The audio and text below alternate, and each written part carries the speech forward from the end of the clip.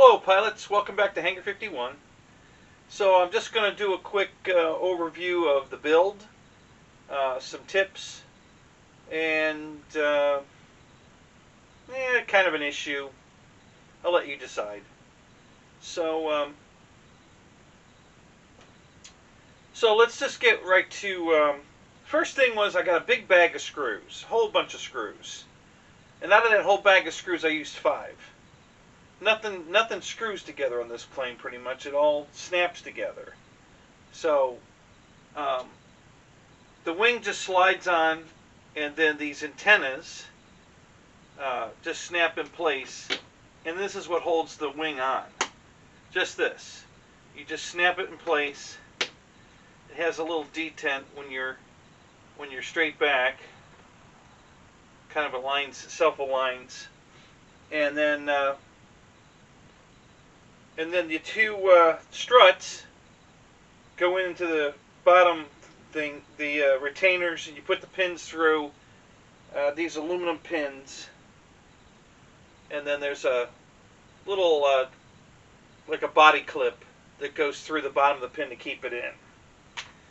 And that's how you install the wing. Now you do have to screw the strut to the top of the wing from underneath, but at the top part here going down to the fuselage, and that required 2 of the screws of the 5 that were in the bag.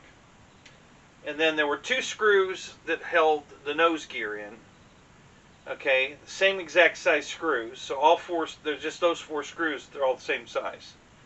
And then there was one more screw and nut that was for the rudder. The elevator one was already in the control horn, and you just had to snap the ball link on. But this one, the ball link was still in the plastic, the link part, and the screw was left out, and you had to slide the ball link in between the 2 metal arms on the rudder, and then put the screw through and put the nut on it. And that's it. That's all that gets screwed. Well, all right. So there's 4 more screws that get used to put the motor, the prop shaft. You got to bolt it to the motor. So there were 4 black hex head screws that you put the prop shaft, bolted to the motor, and that was it. And that's all the screws that out of this bag. There's like 12 more screws in the bag. I don't know where they go. There got to be extras, I guess, because there's nothing else to screw. Now the main landing gear has screws, but they were already in the plane. There's a plastic a filler-like piece that you take off. The screws are already there. You unscrew it, take the little filler piece off, you put the landing gear in place, you put the filler back in place, which now makes the fuselage, it flushes up to the fuselage now, and it traps the landing gear in between the fuselage and that filler piece. So, but those screws are already in the airplane, so they're not counted in the bag. And nothing else screws on the plane. The tail surfaces snap on. There is an aluminum spar in here that goes through. When you slide both halves on, and one side has a hole, the other side has like a push pin. I'm assuming it's similar to the P-51 Mustang, the 1500 size one that E-Flight came out with, where just the outer wing tips snap on. Same thing here. These 2 snap together with a single pin, and then the vertical stabilizer snaps. There's 2 snaps on it that snap straight down. So you put the front of it, tongue and groove kind of set up, into the front of there, and then you just snap that down in place, and that's it. So there's nothing to bolt on. Everything on the wing was already done. The servos are in, the control linkages are on, everything was done on that, and then you just snap those pieces on, hook up the control horns on the elevator and the rudder, and that's it.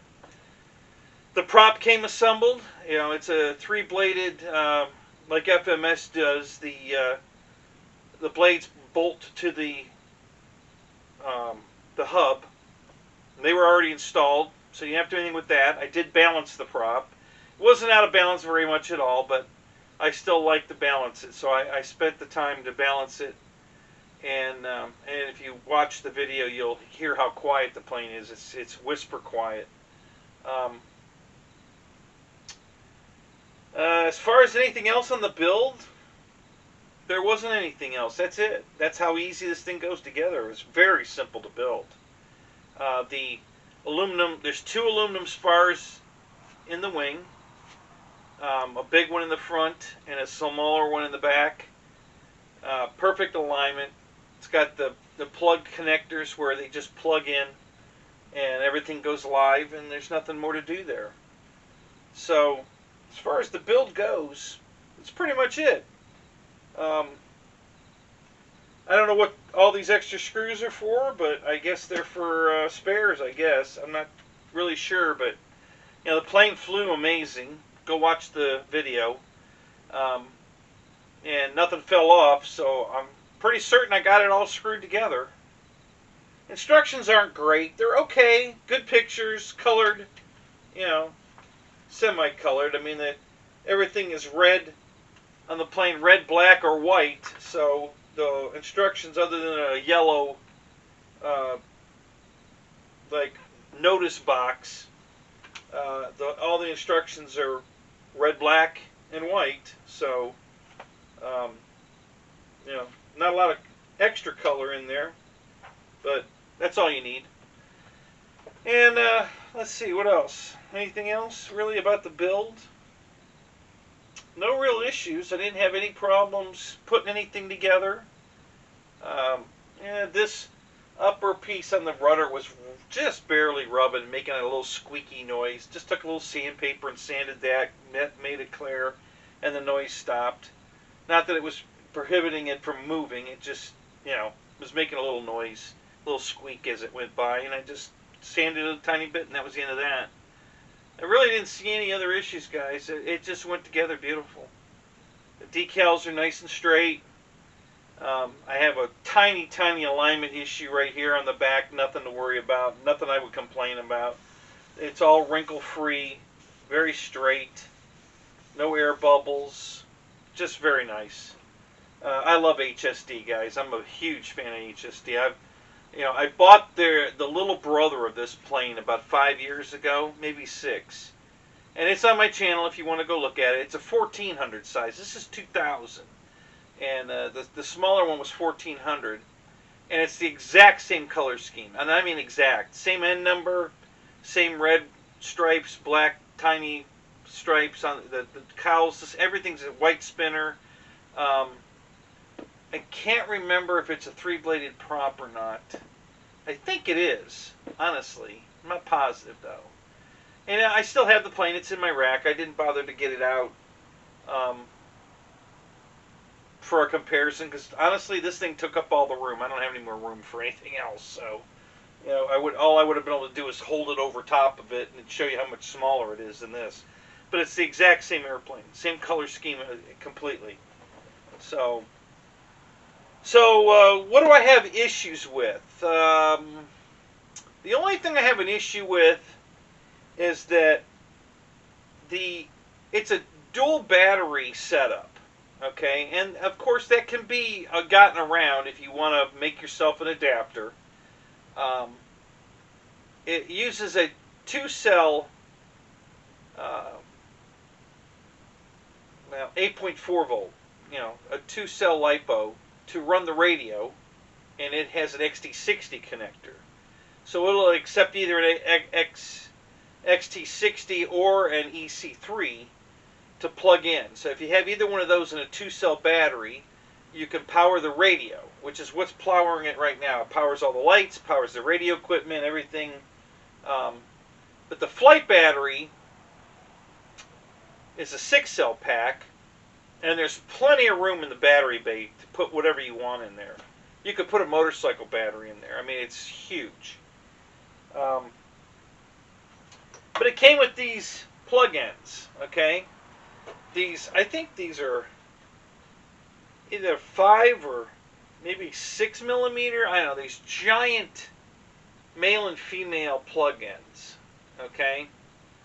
And you know, one's a male, one's a female, so that you can't swap them accidentally. but none of you probably have these connectors on anything at your house. Certainly none of your batteries have these connectors on it. So you have to buy an adapter.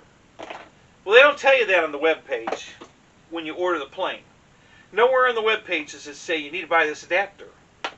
I went through their parts list, the whole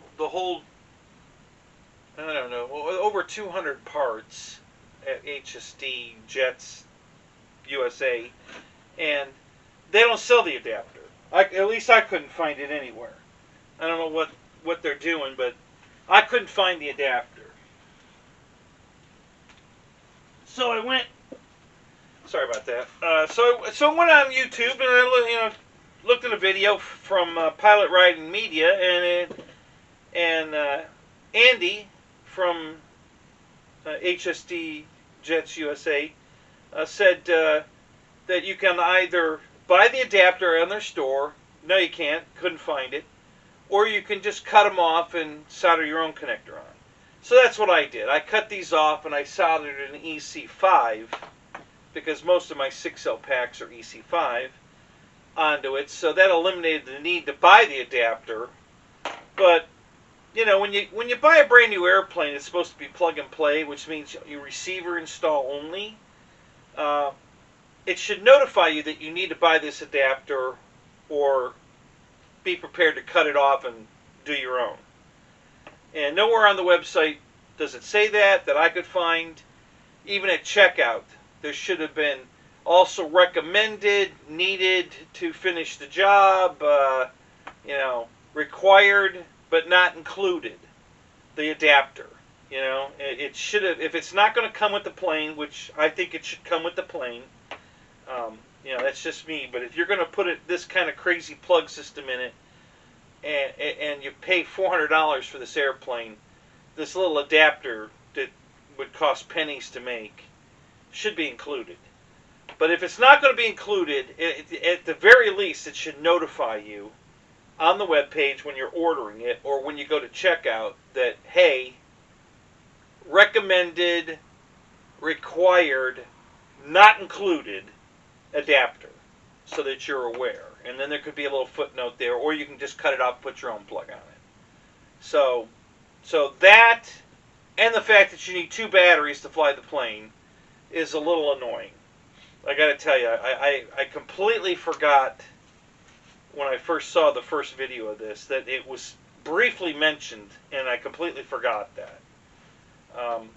So once I got the plane built and then went to plug everything in, and I noticed right away there were 2 separate plugs in there, and I figured the instruction manual was going to tell me what I'm supposed to do with that, and then it did, and I finally figured it out.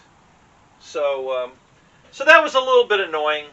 I got to tell you, I kind of think anybody that manufactures anything, a plane or an add-on, you should get everything you need to put it in. You shouldn't get something and then say you need a servo extension wire or a Y connector to hook up something that they supply, but they didn't supply you with the Y connector, because you have to split it off of, like the rudder or throttle or something. It shouldn't be included. So that when you take it out of the box and you install it in your plane, or in this case, you build your new plane, there's no surprises at the end that, oh, I needed this and I didn't get it. You should be able to put it together, go fly it, and all you need to do is install your own receiver and then your battery. So even the fact that this has 2 batteries wouldn't have been that big of a problem, so long as it was wired with standard wiring. It should have had an EC5 connector in it. Everything comes with an EC5 connector in it now. So, that was my only little tiff. So now this is set up for using S-Bus. Okay, so what S-Bus means is that it's a single wire. All the controls are on a single wire. Most quadcopters, drones, racing quads are set up for, it's called pulse width modulation, PWM. And it's done through S-Bus, which means you've got one wire you know, were one connector with the positive, the negative, and then one signal wire. And all the controls on the airplane are sent through that one single wire. And this plane is set up for FOAMBOY mapping, which means channel 1 is aileron, channel 2 is elevator, channel 3 is throttle, and channel 4 is rudder. And if you're not, you know, flying FOAMBOY, and you don't know how to change the mapping in, say, your Spectrum radio, because Spectrum's going to be channel 1 is throttle, channel 2 is aileron, channel 3 is elevator, and channel 4 is still rudder, then you're going to have trouble setting this up. And you should be aware of that as well. You know, that they, you know, either, I didn't see anything in here how to change the mapping in the onboard controller so that you could switch it to something else. Maybe I missed it, but I didn't see anything in there on how to set up the controller differently. It just tells you what the mapping is, and you have to make your radio fit the airplane. Now, I fly Free Sky Taranis Plus with OpenTX, so it's very easy for me to remap my radio. My radio's standard mapping is the same as Spectrum, but it was very easy to change it to FOAMBOY, and it worked perfect. So, you know, it took a minute. I'll be honest with you, I'd copied a model and tried to use it, and it didn't work. It was really giving me trouble. So I just deleted a model and then created a new model. And when I did that and changed the mapping, everything worked perfect. The flaps go down automatically, 2 steps, predetermined, and they already have the slow down on them. So they come down nice and slow. You know, both positions. That was all pre-done in the flight controller. You know, the ailerons, everything was going the correct way except the rudder. The rudder was backwards. I had to reverse the rudder throw. My switch configuration was backwards on the flaps for what I like, so I had to switch the, not the direction, but just the switch position. So I wanted the flaps up with the switch up, and it was with the switch down. So I just had to reverse the polarity of the switch, basically. It's a setting. You just go in and reverse the switch. And that fixed that. And those were really the only issues I had, guys. Other than that, the plane went together beautifully. I didn't have to modify or, you know, do any tooling or anything. Everything just went together beautifully. It's just an amazing airplane. You know, it's got 4 people on board. The people could have been a little better. They're a little cheesy looking, but, you know, from 20 feet away, 15 feet away, they look fine. You know, you can tell they're people, and they're sitting in the plane. You know, there's 4 seat backs in there, and it looks good. There's an instrument panel attached to the hatch. The hatch comes off. It's spring loaded. There's a release here.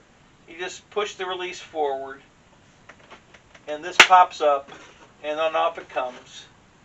So it's pretty easy to get in there. It flushes up nice. And there's an instrument panel in here. It has, you know, looks like a Garmin in the middle, and then some steam gauges around it. Radio down below, and then 2. I don't know. Those are, yeah, they're steering wheels. They're very hard to see them. It's black on black, but yeah, it's got 2 steering yokes, and yeah, it's cute. I like it. It's very nice. The plane is beautiful, guys. It's absolutely beautiful, and it flew amazing. The flight video, the maiden, is already up, so you can go check that out. It was a 10-minute maiden. Flew it around inverted. Did 3 or 4 landings, I think. Absolutely beautiful. Just an amazing flying airplane. Very similar to the Cessna 150, the Carbon Z. The flight characteristics are very similar. The only difference was, at least in my case, the AS3X on the Carbon Z is overcompensating in calm wind.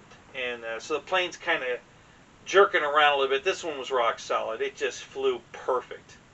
And my Carbon Z tends to you know, pitch. You know, I'm getting radio glitches, and it came with a receiver that was glitchy so bad that they sent me another one, and the replacement one was 90% better for sure, but it still glitches, and every time it glitches, the plane reacts. You know, it'll do a shutter kind of bank, or it might do a shutter climb dive.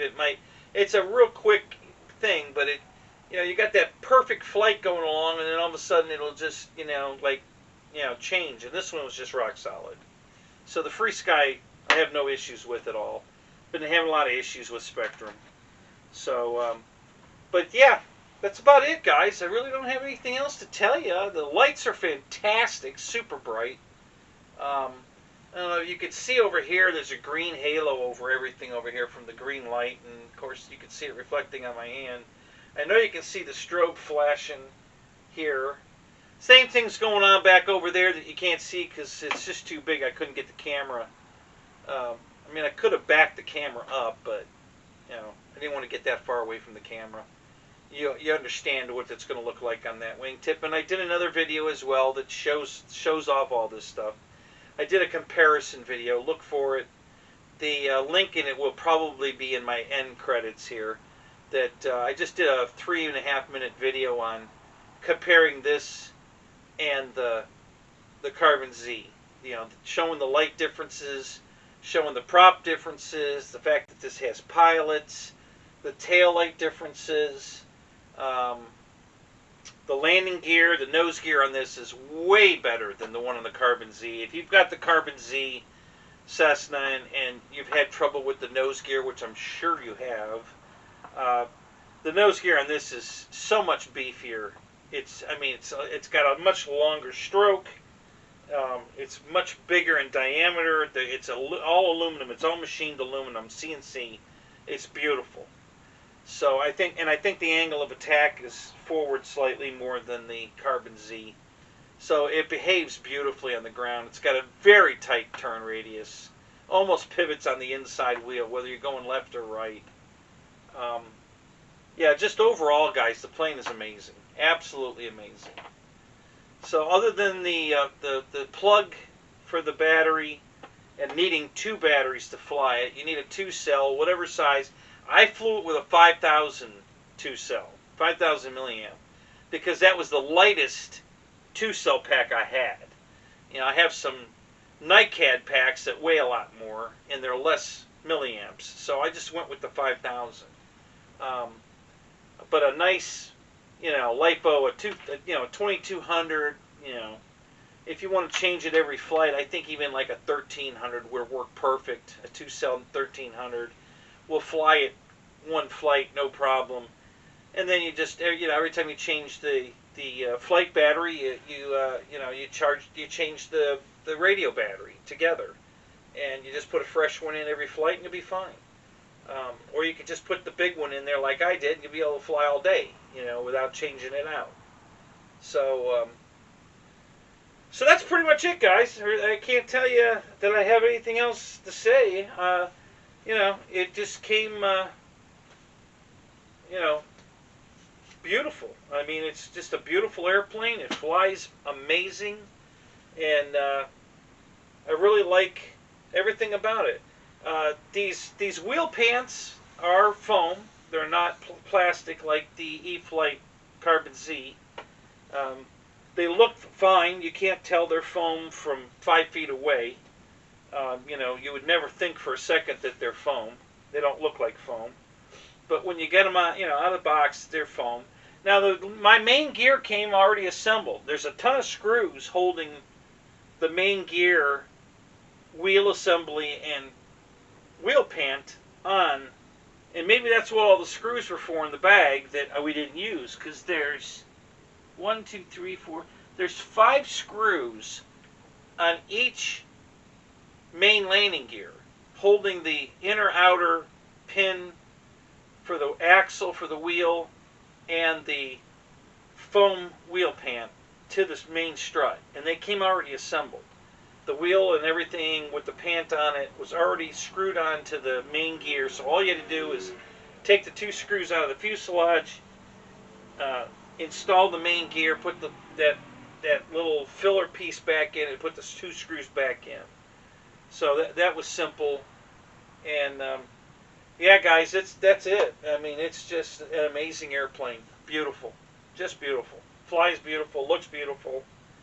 You know, if you're a fan of the Carbon Z, you're going to love this airplane. I was going to buy a second Carbon Z. Been flying it for 5 years. It's got well over 1,000 flights on it. I used to fly it every weekend, at least 6 flights on Saturday and 6 flights on Sunday, every weekend for 5 years. So do the math. It's a lot of flights.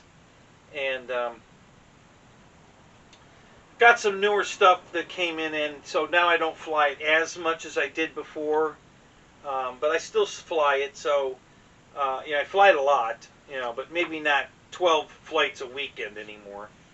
Just because I switch it out. I got a lot of 6-cell planes now. When I bought the Carbon Z, I didn't have any. I had one 6-cell plane, and I was flying it with 3-cell packs in series to make a 6-cell. And then when I bought the Carbon Z, I started buying 6-cell packs so that I could fly the 2 of them. And since then, I've bought several jets, and so now I have about 15 6-cell planes, and a lot of 6-cell batteries. So I didn't need to do the twin pack deal there anymore. But this plane does require 2 batteries, and I know a lot of you are not going to like that. I'm not crazy about it either, but you know, it's not that big a deal. You know, after taking it out and flying it this past weekend, and you know, just getting used to it and everything, yeah, the dual pack was really not as big of a problem as I thought it was going to be. So yeah, other than that, I love the fact that all of the control horns are all steel, with the exception of the elevator one. The elevator one is a molded-in plastic where the 2 plug together.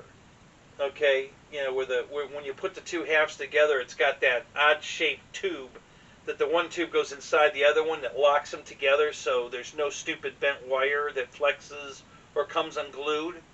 And the control horn is already molded into that plastic piece. Other than that, every other control horn on the plane is steel. You know, a double arm. You put the connector in between the 2 arms and run a bolt and a nut to hold it together. Very nice, beautiful stuff. It's really about it. Super bright. You know, it's got a red beacon up here. There's a big bright white light back here. I'm not sure if you can see that on the camera or not, but there's on the tail, fuselage tail, there's a big white nav light in the back. Double landing lights up there you can see, and then the solid colored nav and the bright flashing strobe. So yeah, just awesome, guys. Alright, so listen, like me here on YouTube, like me on Facebook, comments at the bottom, and we'll see you on the next review. Talk to you later. Bye-bye.